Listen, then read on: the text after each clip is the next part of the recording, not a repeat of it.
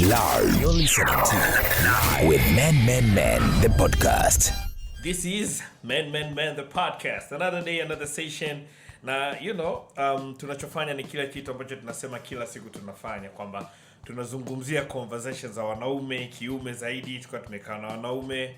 You already know Nadia is a bro by association. Kwa hiyo, she's one of us. I hope mpaka leo hujatupa sababu ya kutugeuka. So far, so good. Yeah. Haimaanishi kwamba tunakuamini 100%.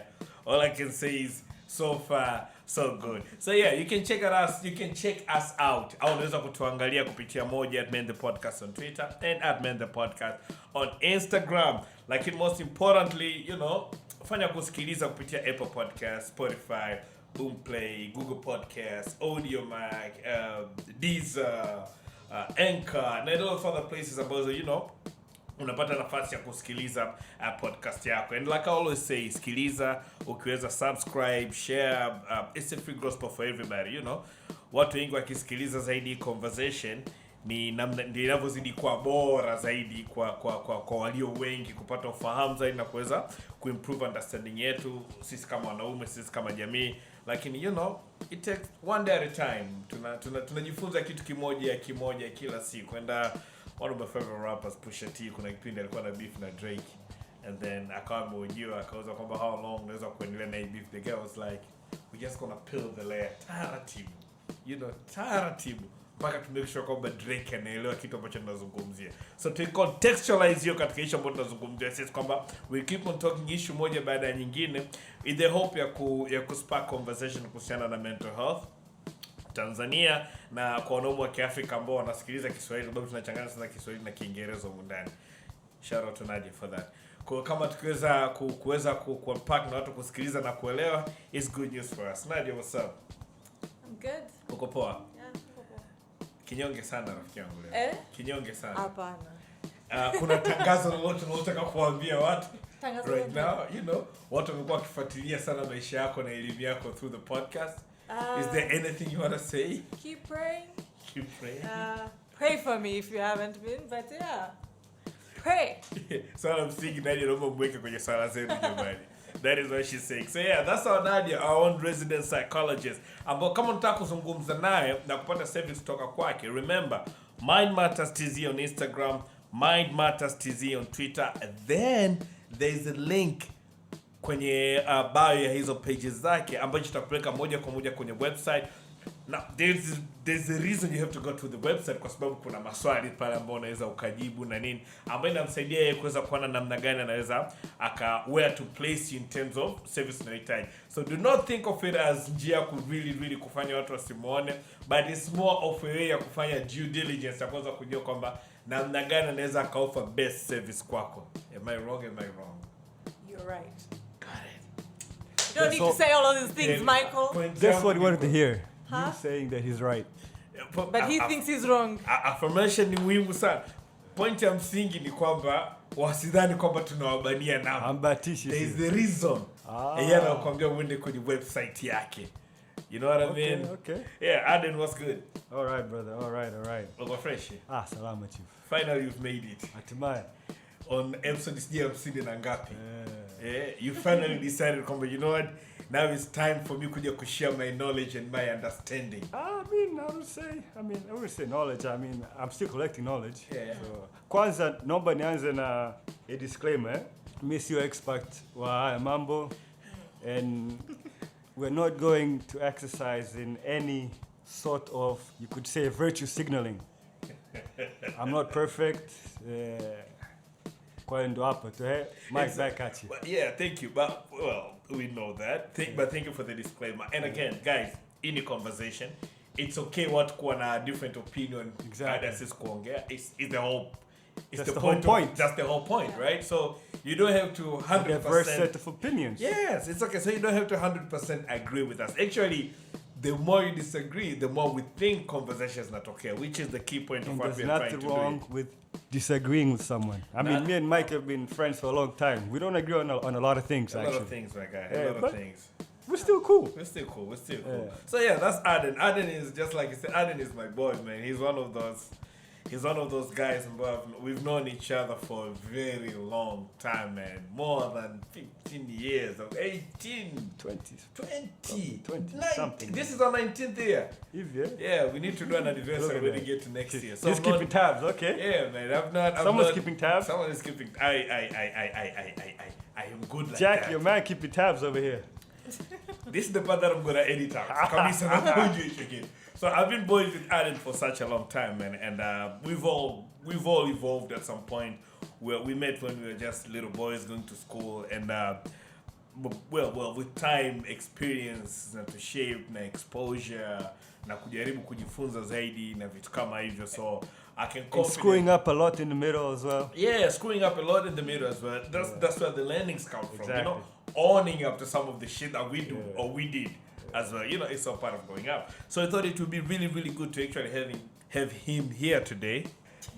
You know, kuzungumza about what we want to talk about today. So basically, nataka kuzungumzia kitu kimoja ambacho I think is very sensitive kwa wanaume. Now, I think it's sensitive in such a way kwamba tumewekwa kwa kujua kwamba we don't even know kama it's actually a problem. That's the thing. Subconsciously. Again, maybe like I said before we started, maybe it's because for the longest time, the kitu ambacho kimekuwa kina to favor na it works on... We benefit from it. Yeah, right? We benefit from it as men. So because of that, we're like, why should we even bother to address it? The status quo favors us, right? It does, yeah. But then part of growth is to actually unlearn na kukubali kwamba some of the things are really, really toxic.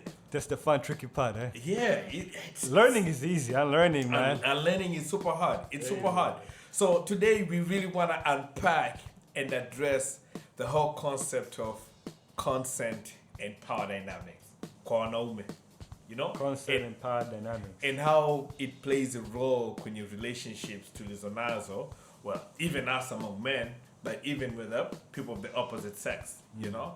And na kwa namna gani hivyo vitu vinachangia matatizo makubwa sana. And it's actually one of the things about lead kwenye mental health issues.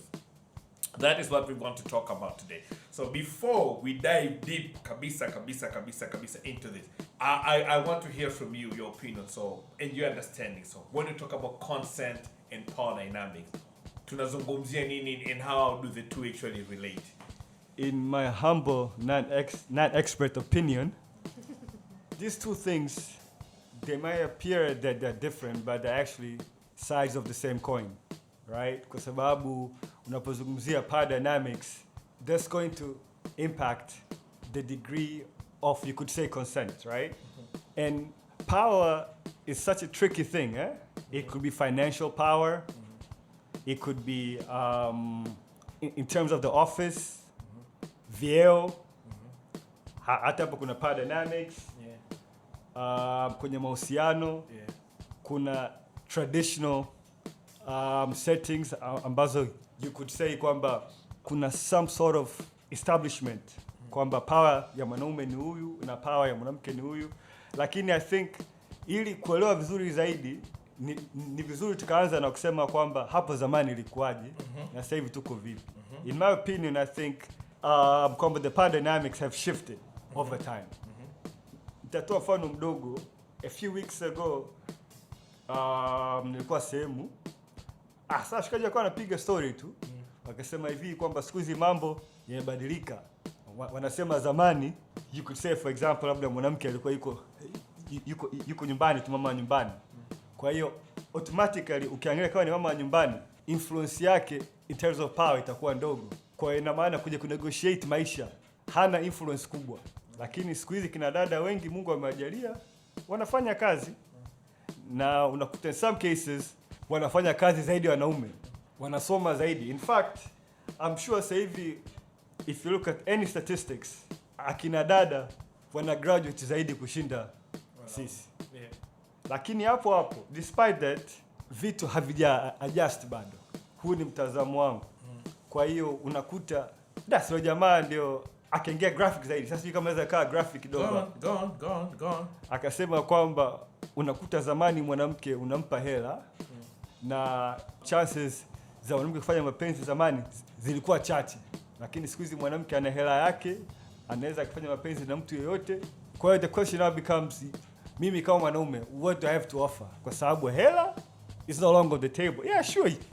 You could say you can still offer money, but she can survive without your money. Without your money. Yeah. Ukisema umpelekee moto, siku hizi kuna watu wengi.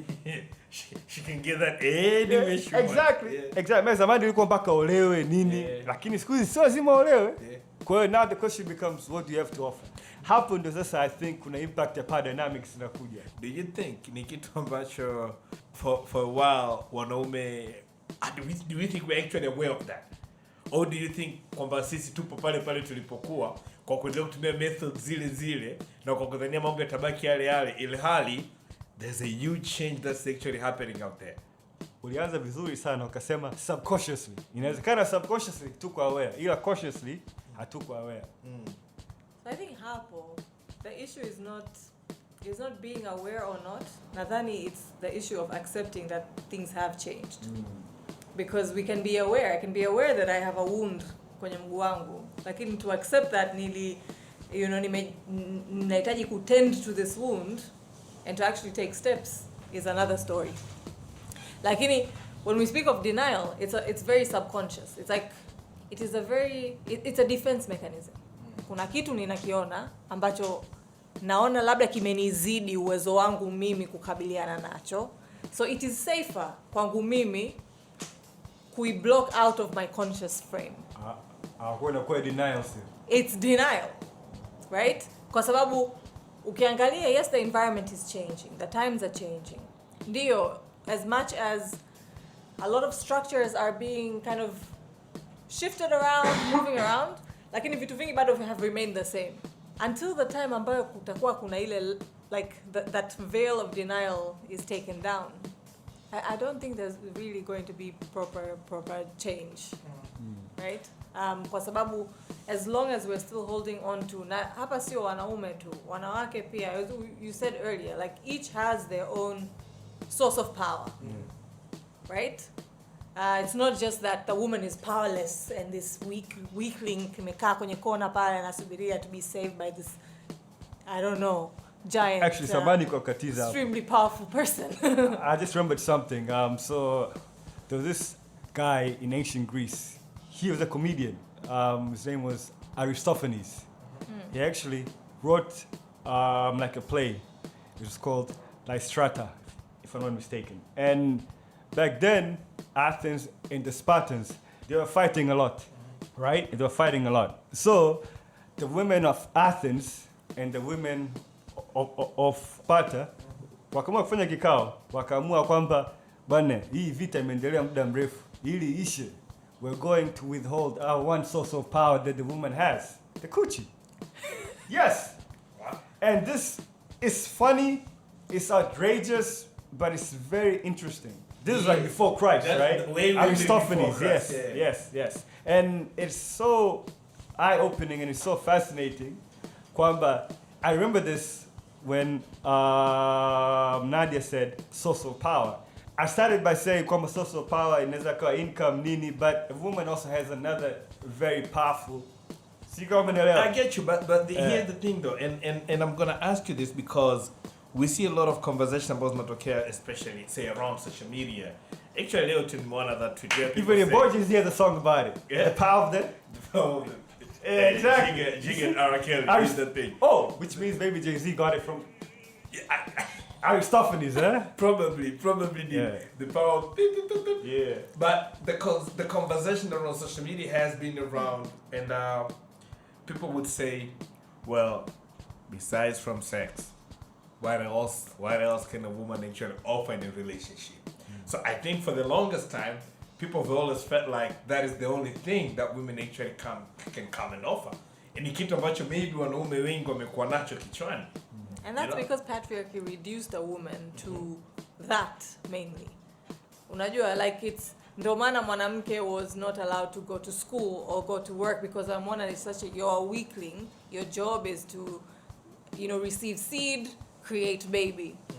Like it's an easy job. But basically throughout the times, the woman has been reduced to that. So that thinking comes from this whole structure that has been laid there. Yeah. Again, if you look at it, I mean, our brain cells pretty much we have same equal amounts.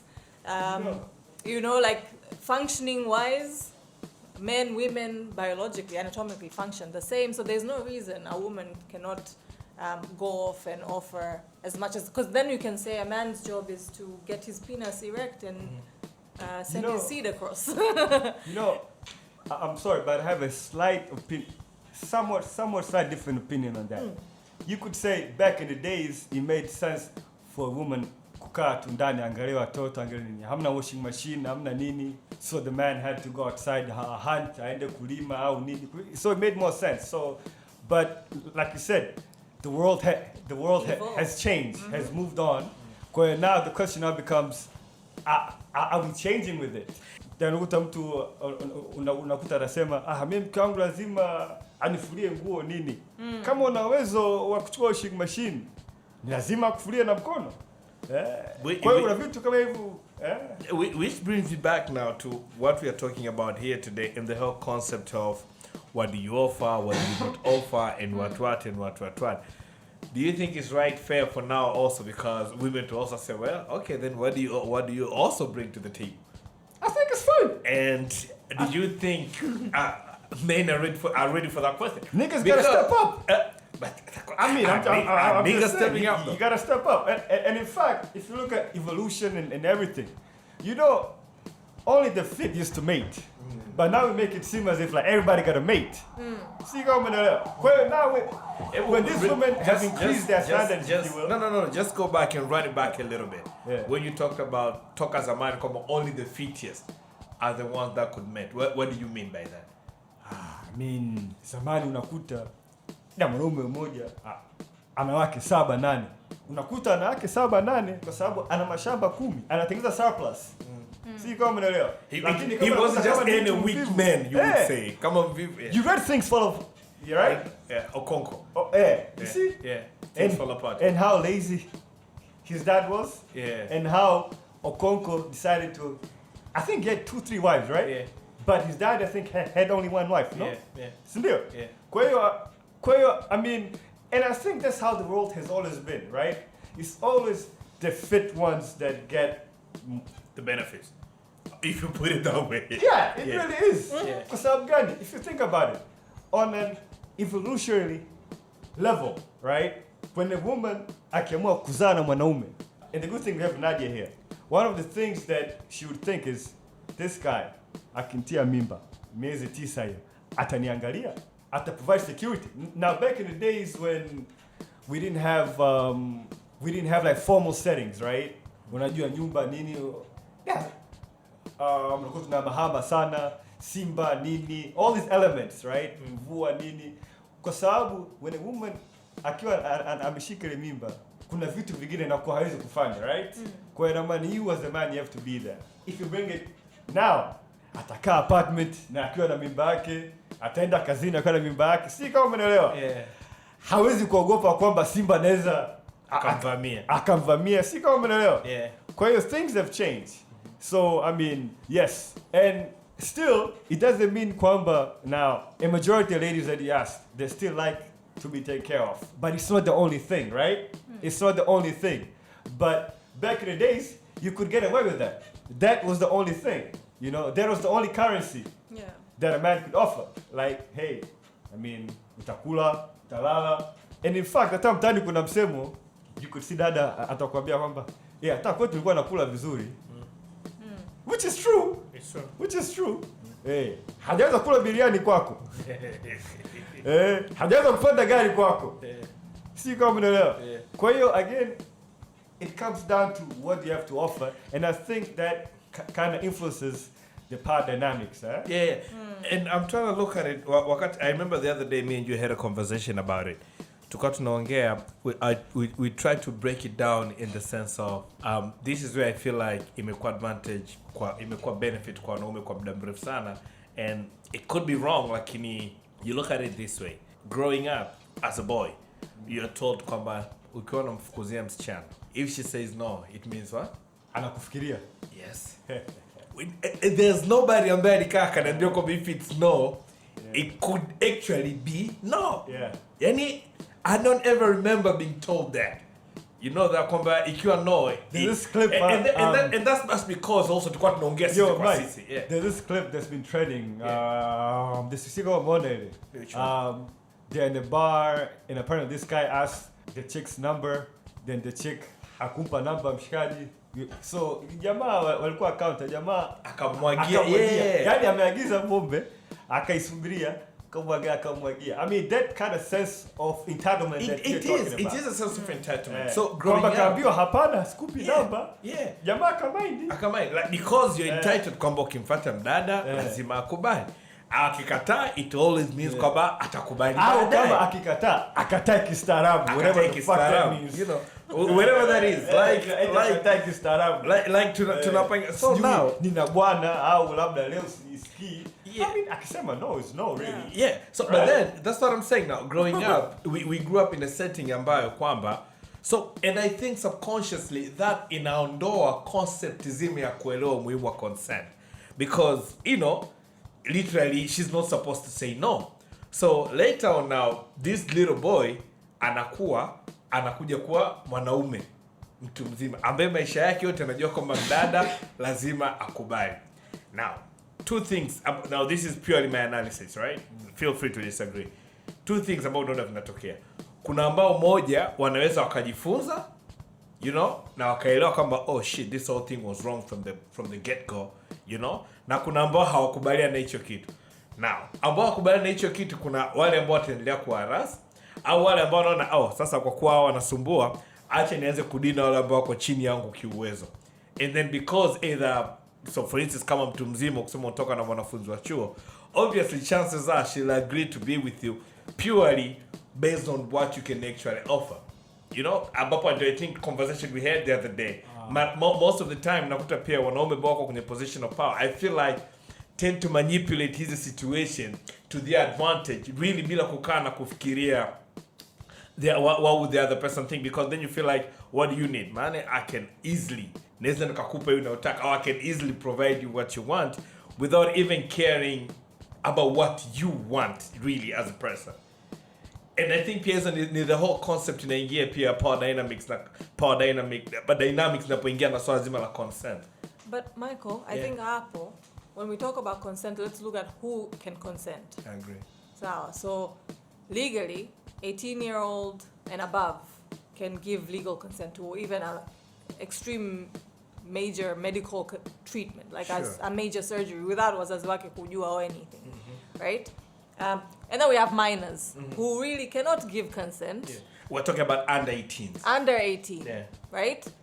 Who wanahitaji mzazi or some form of guardian to give that consent. Definitely. Except for some special circumstances. These usually in the medical field ndo tunakuaga tuna special circumstances. So not when it comes to sex or other stuff. They are still a minor. You will be convicted as an offender, right? So tusichukue responsibility ya kukubali au kukataa, right? From that person that is also part, kwa sababu tukisema watu wazima wanafuata wale wasichana wa chuo, yule kama ana miaka 18 or above ni lazima na yeye awajibike. Kama amekubali, hiyo ni umetoa consent. Hata kama umekubali kwa sababu ya pesa, umekubali, hiyo ni consent, right? So we can't say it's that old man's responsibility to think for this girl and what's in her best interest. But Nadia, also are we not shifting blame kwa kuassume kwamba an 18-year-old anaweza karizon kama a 35-year-old? Hapana Michael. That's ndo maana sasa hapo tuta blur the lines, itakuwa shida. Kwa sababu mimi naweza nikasema mimi na miaka 30 sina upeo wa kutoa consent because akili yangu haijafika huko. That's why the law draws the line somewhere. Wanasema okay hapa. Because it's a tricky thing, eh? Yeah, it is very tricky. Mtu huyo mwenye miaka 40 anaweza na yeye akasema kwamba mimi my chronological age ndio ni 40, lakini my mental age kwenye kichwa changu mimi najihisi kama 16. Tunafanya nini? Sasa now the girl amechukua advantage of that man who is supposedly 40. You know, so it's important. I think hata tukiwa tunavizungumzia wote mwanamke ajue kwamba if you agree, hata kama umepewa sijui iPhone ndio umekubali afu baadaye unamgeuka, umeichukua ile umeagree in any tone, whether it is you agree verbally right? When it comes to sex, verbal consent must. The person needs to say, ndio, nakubali, right? Or other actions, because again, it's very tricky. Tukiongelea consent, it's very tricky when you get to the and I'm not a lawyer, I don't know, but when you get to the legal platforms, there must be that verbal consent. Lakini inabidi kuanzia sasa, both need to be conscious. Like the person on one side seeking needs to know this is, what is this that I'm engaging in. One party should not be intoxicated, right? Yes. Yes, because a person definitely. A person who is, that is not consent. They cannot give under consent the influence. because they're intoxicated. Hata kama akisema yes, Hata kama akisema yes, they're high on some alcohol or drug. Legally, that is not. If you sign a contract while you're intoxicated, it's not bound. Exactly. Kwa hiyo, I mean, I think when we talk about consent, we have to look at the dimensions. Yeah. Kwanza ni kama hiyo. Huyu mtu alitoa consent, wakati alitoa consent, alikuwa kwenye state gani? Right? Sound mind. Akiwa na mental illness, alafu ameakunana na above, let's say, a developmental condition. Hata kama miaka 30, bado hawezi kutoa consent. Exactly. And the other thing is, I think we also need to be aware kwamba hiyo consent inaweza kuwa removed at any given point. Si kama mnaelewa. Yes, amechukua iPhone, mmeingia, akakwambia staki tena. Is done. I mean, au labda amekunywa pombe zako, ukajua uhakika, akaamua hapana basi. I mean, you just have to deal with it. Si kama mnaelewa. Kwa hiyo I mean, the thing is, akitoa consent saa 4 asubuhi, saa 4 dakika 2 asubuhi, anaweza kamilisha mawazo. Kwa hiyo, and us growing up as a man, it could be puzzling, right? These are some things that you have to pick up, and to pick up these things on, like for example, tukiwa shirika tunaongea, these are the things that we have to talk about. Some things have changed kwa sababu zamani kama nimesema akina dada walikuwa hana power kutosha. Kwa hiyo they took a lot of shit. Akina dada sasa hivi, I mean more power to them. Si kama umeelewa. Kwa hiyo consent wakati inatolewa alikuwa kwenye state gani of mind, hiyo moja. Na pili, as a man you have to be aware kwamba consent inaweza kuwa removed at any given point. And now kwa nchi zetu wengine, they go so far they're saying even during the act, like during sex, the woman can say no, stop, and you have to stop. Nchi zetu, if you don't stop, they consider that shit rape. Now kwa hapa zani kama like a hold, but yeah, kwa zetu, I mean, that's how serious they are. Kwamba even during sex, a woman can remove the consent. Akasema hapana, staki. Please stop. You have to stop. If you continue, that can be considered rape. Kwa nchi za zetu. Kwa hapa sijui inakuwaje. Mimi zamani, well, I would say zamani, there was a time I used to call myself a feminist. Now I call myself a recovering misogynist. Kwa sababu unajua recovering misogynist. Kwa sababu kuna vitu fulani mtu unakuwa conditioned, you know, and you think they're okay, but in actual fact, as you say, ukivolve, wanajua, then kuna wengine, they become fathers, they become husbands. I mean, that gives you a different set of perspective, right? Kwa hiyo, yeah. So I'm no longer feminist, I'm a recovering misogynist. And that's why you say, Mamba, I'm not an expert, Yeah, but here's the thing though. One thing about nataka to iangalie pia. I really want to look at namna gani ambavyo, with something I really don't think we should. I know we talked about in one of the episodes with somebody in Zirai where we talked about power na wanaume na nini na vitu kama hivyo.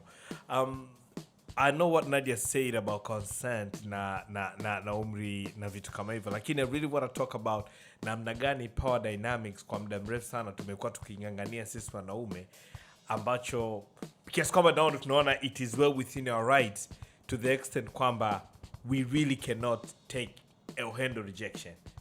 Na nitatoa mfano mmoja. Kuna siku moja I was talking to a friend, akawa ananiambia kwamba there's the reason a lot of not a lot of, hakuna research, lakini there's the reason labda kuna say viongozi wa dini wanaweza wakatembea na wake za watu. Akasema simply because of the whole concept of the position of power. That ni logically to I was like, how? Akaambia, well, the same case ambao unahisi kwamba mwanasiasa maarufu na mwenye jina anaweza akatembea na mtu yeyote. The same way you think a very popular person anaweza akatembea na mtu yeyote. It's simply because this was a woman, by the way. Akasema simply because women are fascinated by the whole concept of power, and men tend to take a lot of advantage of that. So what we're saying is when women are drawn to power. That's what Your friend was saying. Yeah. That's what she's saying. Yeah. You know? Yeah. And I thought about that. So I thought it'd be really, really nice to create up kwa sababu we've seen a lot of cases, the Harvey Weinsteins of the world, the R. Kellys, na vitu kama hivyo. And these hao walikuwa na wanaume ambao they were in a position of power, you know? And then tukileta katika context yetu hii, I know we don't shame people or we don't name people na vitu kama hivyo. Lakini how true is that kwenye context yetu kwamba a lot of men in power also tend to take advantage of that. At the end of the day, they end up abusing other people. I think it stems from an evolutionary standpoint.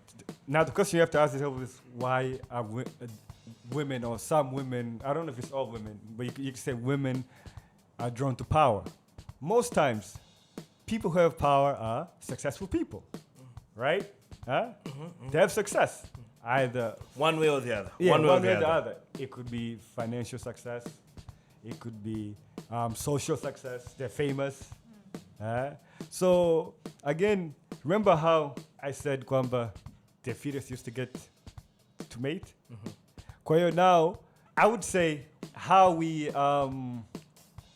categorize fit mates has gone from anaweza kunilinda against Simba to jamaa maarufu. Jamaa has a big bank account. See kama umeelewa Mike? Yeah. Umeelewa? Context, yeah? So the context, you could say, has shifted, right? It's no longer more in the bush, it's, you know. And I would say even like a biologist would say kwamba that risk ya kwamba a woman akisema kwamba if I do get pregnant, this dude can handle it. And there's that element too. It could be subconscious. Because, you know, most decisions that we make are actually made by the subconscious, right? We think we're making them, but it's the subconscious. And again, I'm not an expert, but I would reason this subconscious part of it could be genetics, part of it could be how you grew up, experience, how you see things, because the brain, you know, absorbs all these things. And the best way the brain gets to expand is through experience. Seeing things, how it happened. And that's why if you're a parent, it's always good to watch what you're saying in front of your kids, how you carry yourself in front of your kids. If you go to the restaurant and then you are rude to the waiter and your kids are there, I mean, your kid is soaking all this up. All these things come into play. You're not Mike Leo because of what happened 5 years ago, right? It's an accumulation of life experiences. Some your own, some not your own. But that doesn't mean kwamba you have to blame the people around you. See kama mnaelewa? So I mean, it's a very thin line actually. It's a very thin line. It's a very thin line. I don't know if I've answered your question or if I tried to, or if I veered way off. You've bullshitted around it. I'm just fucking with you. No, I think. Yeah, it's like as you said, we are basically what? Evolutionary beings, right? And we are basically hardwired to,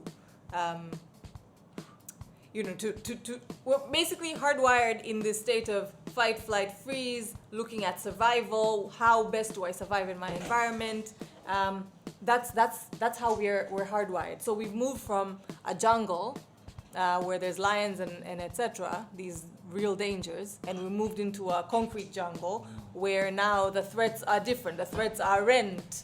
The threats are, not having enough to pay for your medical bills, right? So before it was physical strength that was necessary to ward off the yes, now you have to people convince your wife to get a second wife before unachukua tu mke wa pili. So you yeah, mambo yabadilika. So lakini what people, so if we leave it to our instincts, our our animal reactions, instincts, yes. our reactions.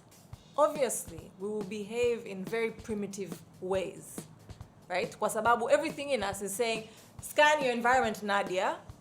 Who is the perfect mate that will help you survive? Exactly. Primitive brain, right? That is the reptilian brain that has been there even before you were born. That's the first part of your brain that develops.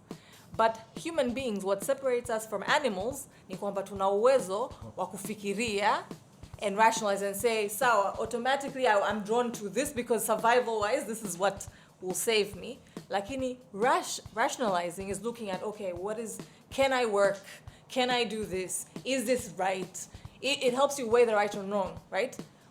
Ukikutana na, wanyama kule, hajui huyu ni mamangu, ni babangu, ni mtoto wangu. They will mate with whatever, right? I don't know about animals. I think maybe, actually. yeah, there are really. some who are very particular. Yeah. But it's different with human beings, right? That's what separates us. We can reason, right? We can reason. So tukikaa tunaendelea kusema, this is just my natural instinct. Sasa wewe tofauti yako wewe na mnyama ni nini? And why should you be treated different to an animal then, right? So I mean that's the beauty of being a human, is that tuna ule uwezo wa kufikiria kwamba okay, hichi nataka, lakini I can hold my drive, those needs, and rationalize and see, okay, can I get this now? Can I get this later? Can I get this in a different way? Some of delayed gratification. Yes. Immediate validation. Yes. So in that setting, that okay, you find that some women are drawn to or seek wealthier or more successful or famous because of those natural drives, that I think because with this mate, naturally, because they have more influence and more power, then I am safer. It all boils down to those basic human animalistic needs, I will say, right? Lakini, very few actually tend to engage because it takes a lot of effort to be human. Yeah, it does, man. It does. It's so It easy. does. Yeah. Just to add on what Nadia is saying, our instinct is, it makes us react, right? Yes. While the reasoning part You have to- is there to help us respond to certain situations. So, I mean, as a human being, you have two choices. You can react, you can respond. Now, for example, you're in the club and you see a nice lady, your reaction could be, umwagie pombe. Of course, you're evolved, because you respond. So, and the response will be like, oh, okay, ma, you have a good night. But you win some, you lose some. You win some, you lose some. But the boy in you, ambaye kwa maisha yake yote amekuwa akiambiwa kwamba no actually means yes. It's tough. And I think it's tough. And I see, and I honestly think this is one of the biggest problems that we have as boys or as men in this country. This is why I thought the whole conversational concept in power play in power dynamics, so it was so important to have, because we remember growing up, like I said earlier, kwamba, first of all, we are not taught about consent. We're not, unless you are conscious about it. Now sometimes as boys, unachekwa when you're too nice. Unachekwa when you're too nice. As a result, unakuwa with the whole mentality kwamba you have to be nice guys finish last, eh? Yeah. Unasema good guys finish last, Yeah. And then also, hiyo ni kwenye saa zima la concept na ile concept ya no kwamba no cannot actually mean no means yes. Na vile you harder, right? And then vile you have to go back also na kukumbuka pia Nadia kwamba even for ladies ulikuwa ukiwafuata zamani anakuambia nipe muda nifikirie. Anasema no mara I think there was a rule like 3 no's. Kwa mara ya kwanza, mara pili, mara tatu nakwambia let me think about it. Mara ya 4 she's like okay, yeah, we can be together. So hii inaenda kuvalidate. Ilikuwa inaenda kuvalidate the whole concept. But I'm sure even girls growing up walikuwa wanaambia huwezi tu mtu akakufuata ukamkubali haraka. You have to take your time as well. Which I think the whole concept originally from our mothers was more like get to know the person. I think that was I could be wrong. Yeah. But I think it was more like get to know the person first before you actually commit. So ilivyofika kizazi cha kati hapa, kizazi cha kukua, ilikuwa ni kwamba usimkubali haraka atakuona tu kwamba hauko, yani uko lose. So unapokataa mara ya kwanza, pili, ya tatu, unapenda kumkubali mara ya 4, you know, yule mwingine anasema kwamba so it's actually two. They say no, they say no, they say no, and eventually they end up saying yes. Now baadaye huyu mkaka amekuwa na huyu mdada amekuwa. Tuna jamii gani? Unajua Mike, like you said, kwamba these things are ingrained in the fabric of our societies, right?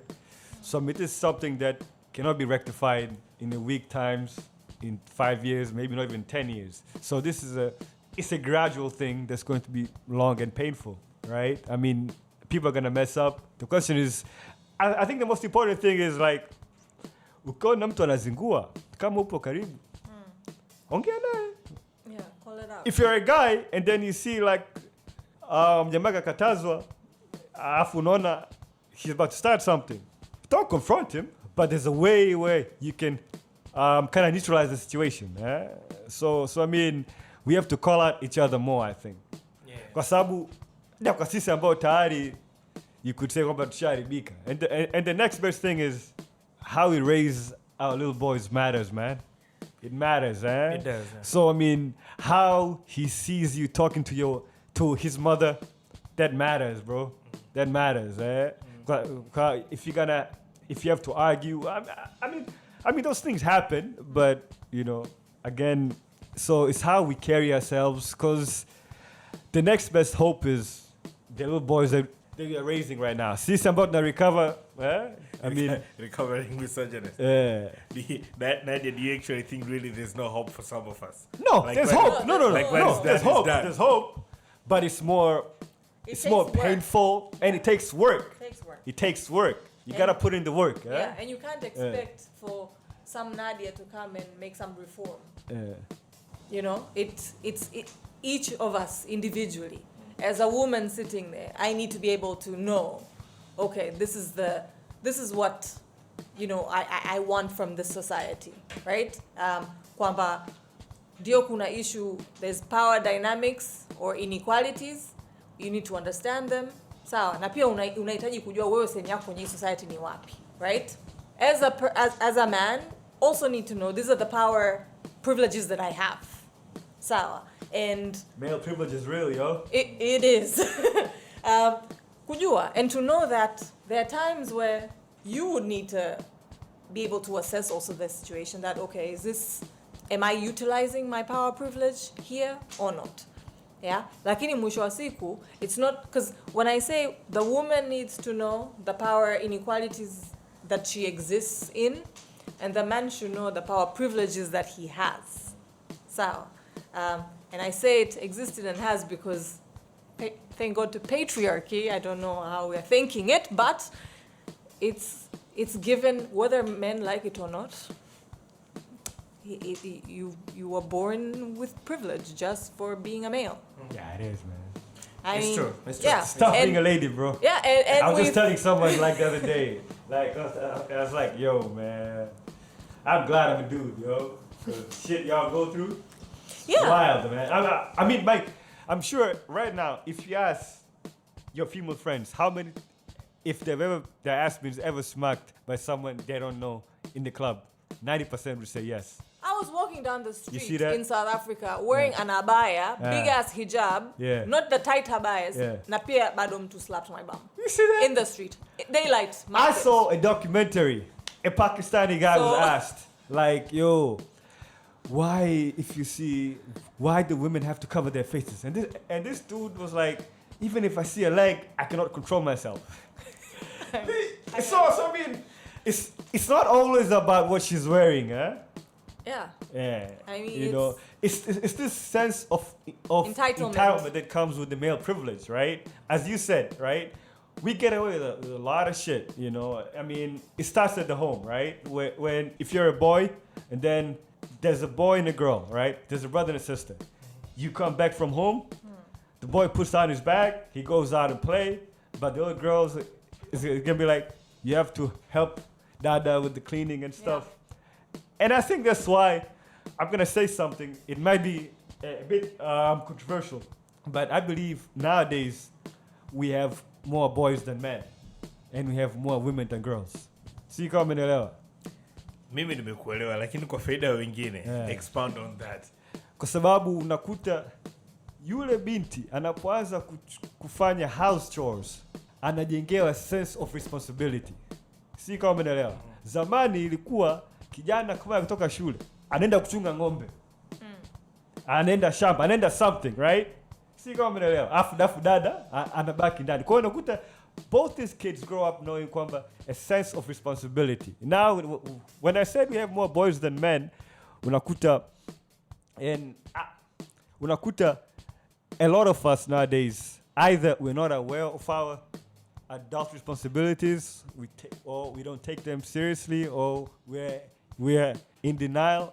And I'm not talking about people who are unemployed or anything, because that's a different matter entirely. See, come on, Mike. Kwa hiyo unakuta this boy grows up, anaenda kucheza, hana sense of responsibility, alafu anarudi nyumbani, anacheza PlayStation. Hapo at the same time unakuta yule binti ameshaosha vyombo, ameshafanya homework, wanakula, anatoa vyombo. Hili njamba lipo tu yani, eh? Si kama unaelewa. Back in the days, huyu dogo angefanya nini?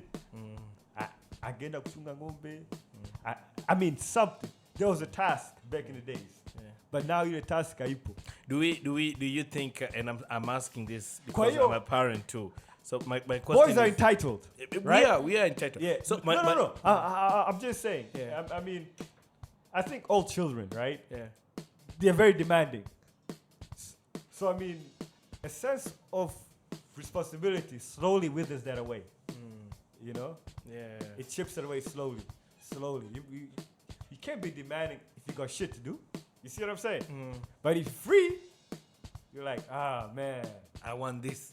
I want that. Give me this. Give me that. Yeah, daddy, give me this. Give me that. Yeah. So I mean, parents also. But and this is the thing, though. I think, and I'm asking this because I'm invested as a parent. I think most of the time as parents, we try to offer our kids something that you always want what's good for the kid, right? Naturally.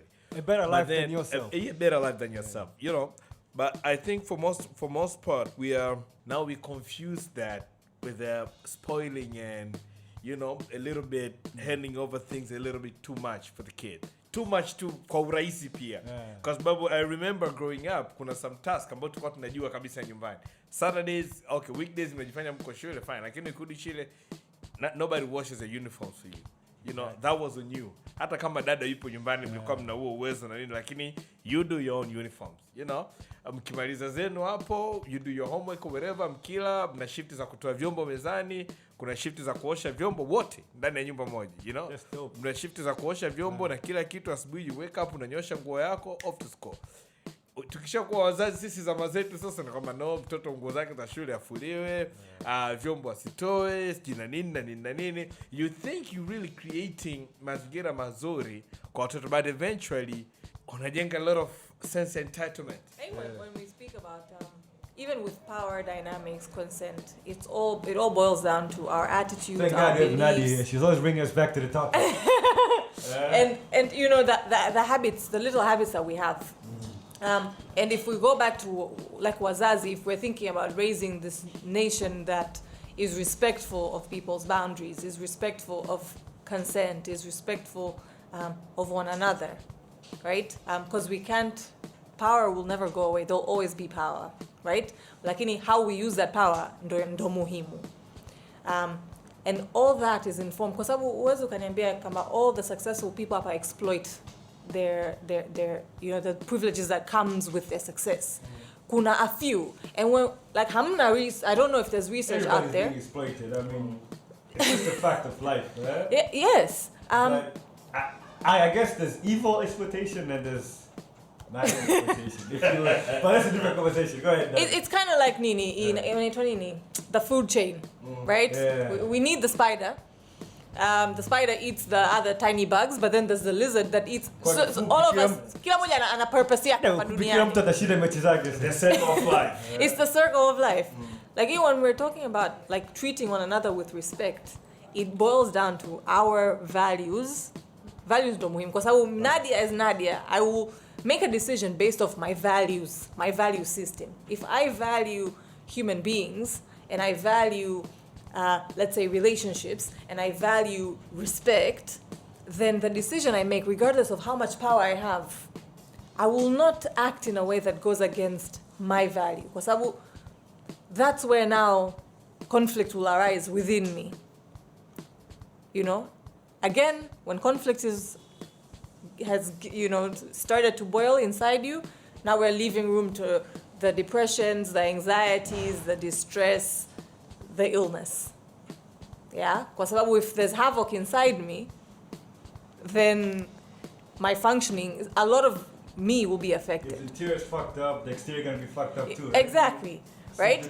So when we are looking at people and saying, just overhaul, think about the symptom, because right now we're looking at symptom, people exploiting power, people not respecting consent. These are all symptoms of an illness.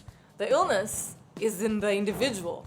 What are their value systems? If you cannot respect a woman telling you, no, please don't stop, don't do it, stop, then there's something in your value system that says, huyu hana maana yoyote, there's no need for me to respect this person. Or maybe simoni hata kama binadamu, right? That guides my behavior. So as much as we're primitive beings, our values, we start to learn them from an early age, from home. Our parents teach us values. Work ethic is a value, right? How we speak to people who are above us or below us is a value. Unakuta watoto wengine anavyoongea na mfanyakazi utalia, right? And it all comes from the value system nyumbani. Anafundishwa kumheshimu because that's where our value system starts to emerge. So when it comes to power, how we use it, when it comes to consent, whether we respect it, we seek it, or we disrespect it, it also boils down to our values. Because our values guide literally all our behaviors. So if we're thinking of how do we solve this problem, rather than looking at the symptom, because ukiangalia hizi laws, the reforms, the whatevers, they're like medication. Medication comes in, symptoms of depression, extreme sadness, anhedonia, I don't know what else, sleeping difficulties, and then medication inarudisha, usingizi inarudisha, ina balance hizo neurotransmitters, so ujisikie your emotions are balanced. Yeah, lakini tatizo lililoripua hizo symptoms zote liko pale pale. And that's where our work comes in. Shout out to psychologists out there in the world. Plug yourself in. You look at what is the root, what is the source, right? Tukiangalia maji yanafunguka, tufungua bomba, maji yanatoka maji machafu, sio tubadilishe tu lile bomba. Angalia source of water, maji yanatokea wapi? Is there a burst pipe huko? How are we pulling from a source ambayo has been tarnished? So I think we need to reassess our values. If you've never sat down with yourself and look at, okay, Mimi as Nadia, what do I value? Self-examination, right? Yes, and introspection important. And reflection. Kujijua, kwa sababu hiyo itatusaidia to be a bit more conscious. So when our primitive mind kicks in and we just want to do things to fulfill our basic drives, those values sasa ndo zitakwambia, ngoja basi kwanza. Lakini hii ni muhimu kwako. And that will then guide your decision-making process. It will guide now your behavior. Lakini tukisema tu, how do we get rid of this? We will stay there. I think it's tough to get rid of any sort of power dynamics because power will always be there. Oh yeah. Some people are always going to have power over other people. And it's not bad. And it's not, exactly. Power is not a bad thing, actually. Yeah. It's not a bad thing. There's nothing wrong with having power. There's Exactly. absolutely nothing wrong. It's about, with great power comes what?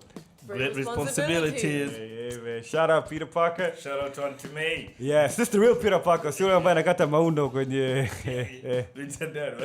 Why you gonna diss our local spider, man? No, man. I actually love that. Hey, you too, local Spidey. That's what's up, man. Keep at it. Aden. Yeah. Thank you, man. This has been a very good tumemaliza. I just you still want to talk more? You're pulling up a second hourglass over here. You still want to talk more? But my thing that I wanted to ask was, we've talked about consent, we've talked about power dynamics, we've talked about values, we've talked about what we stand for as humans, we've talked about parenting, We've talked about the influence of the nature, you know. We've talked about, and all these things, they actually do play a part in shaping who we are today, you know. And kuona tatizo tunaliona sasa hivi, like, you know, it also plays a part in helping us to come with a solution now. Does not mean kwamba after this one episode tatizo litaisha. It doesn't work like that. We know that. But then we just hope kwamba at least kuna awareness kwa sababu a lot of times we do things on autopilot and we really don't get a time to question why things are the way, or why some things happen the way they happen, you know. So we hope that this kind of conversation actually inaenda kujenga that whole notion of actually to say, you know, why do I do this? Why are things like this? Na vitu kama hivi. So throughout all this conversation that we've had, if there's one thing you want people to pick from this particular conversation, from this particular podcast, what would that be from you? I believe, yes, a man and a woman are two different human beings. Totally different. But it's not zero sum, eh? When a woman gains, it doesn't mean a man is losing, and vice versa. That's a very good point. Kwa hiyo unakuta there's this debate, especially like on social media, kama vile kwa mashindano vile. When you have women talking about women's rights, then you have some guys about men's rights, nini being violated. Unakuta kwa mfano sijui na wanawake wanapigwa, then unakuta unajua hata wanaume wanapigwa. This is the kind of it's the same thing as like reverse racism, right? Yeah. I mean, leo hii mzungu hawezi akaenda kwenye Black Lives Matter ile march watu wako pale afu anasema, well, even white people get shot by cops. It's true. Yes. Cops also kill white people. It's true. But at what rate though? What's the frequency? Kwa hiyo, I mean, sio vita. Yeah. Sio vita. Dada we actually need each other. Hey. Yeah. Alafu bwana sikwambie mtu. Hamna binadamu wazuri kama kina dada, man. Women are brilliant, man. Brilliant. Yeah. And they have a lot to offer. And highly intelligent. Twitter nakwambia hayombu hivyo. Hapana brother. Mimi niko fresh kabisa. Nakwambia hayombu hivyo. No, I get you. Women are highly intelligent. Yeah, but Nadia, anything you want to wind up with? Assess your values. I think if we all as individuals adopt positive values, right? Values that help us coexist in the communities, societies that we're in, then hizi symptoms hazitojitokeza, right? If I know the root problem and I resolve the root problem, then mgonjwa hautoibuka, right? And if it does, it will be easier to kind of mitigate it, to control it. Yeah, so I think tujireassess values zetu. And hamna aibu kusema labda mimi nikajiassess nikaona mimi sijaheshimu wanawake. Good for you now to recognize that. Now you know. Yeah. Imetokea wapi. Right? Because then now we have the awareness and then we look at the root problem. Is it because of nichokiona growing up? Then unaenda kusolve. That is all trauma. Right? Because you need humans. If you're a man, you need a partner. We are relational beings. So kama wewe, we're not solitary. Yes. Animals. We're not. Yeah. You know, so we're communal. So it's mimi nikijikuta nikajiassess nikasema mimi siheshimu wanaume, then there must have been something. There's something. Kwa sababu if I'm a heterosexual woman, I at some point need a man. It is one of the human responsibilities to procreate, reproduce, mate, biological, innate. Sio to desire. No. It is a human It's programmed purpose. In the DNA, right? It's encoded. Yes, it's encoded. I mean, how else do we continue to be in existence? Right? So, ukijitafakari unajikuta mimi siheshimu wanawake, utakuwaje na mtu ambaye humheshimu? Unaishije vipi na huyo mtu? For example, like how do you coexist? So, if you assess yourself and you see me, this is the thing, then please dig deeper. You might have been scarred somewhere and you would really benefit mwenyewe from doing that. Yeah, so that's Nadia for us. Yeah, by the way, Aden Usuma wind up, it's more than an hour now since we started doing this. So we always get this when we have amazing conversation with people, man. So yeah, Aden, thank you for coming through, my guy. This was a very good conversation, and hope we get to have more of this, man. It's we hope that, you know, watakaosikiliza wataelewa why did we actually had to talk about it. But most importantly, you know, like what I just said, you know better, you do better. And this is why we do this, because unpacking and unlearning, it's a hell of a process. It's tough, man. It's tough, man. It's not easy. Tough. It's not easy, but we're here for it. We're here for it. So you know, buckle up. We're not going anywhere. Yeah. We'll be here for a while, and we're gonna have a lot of fun, uncomfortable conversations. You know. So yeah, it's time to get comfortable. Yeah. It's time to get comfortable with uncomfortability, right? It's time to. That's so growth. yeah, that's how we grow. Yeah. Even Basically. think of the seed. It has to break off of that whatever shell it has and then go through dirt to see sunshine. Yeah. And be That's a very beautiful good flower. narrative right there. You see? And that's why women are brilliant, guys.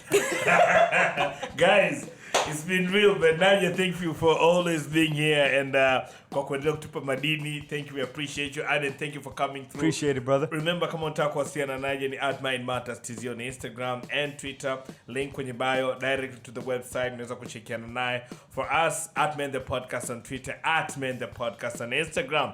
More of these conversations to come, but for now, we just gotta go say bye. We just gotta say bye, and then we'll link up next time. Till next time. Sayonara.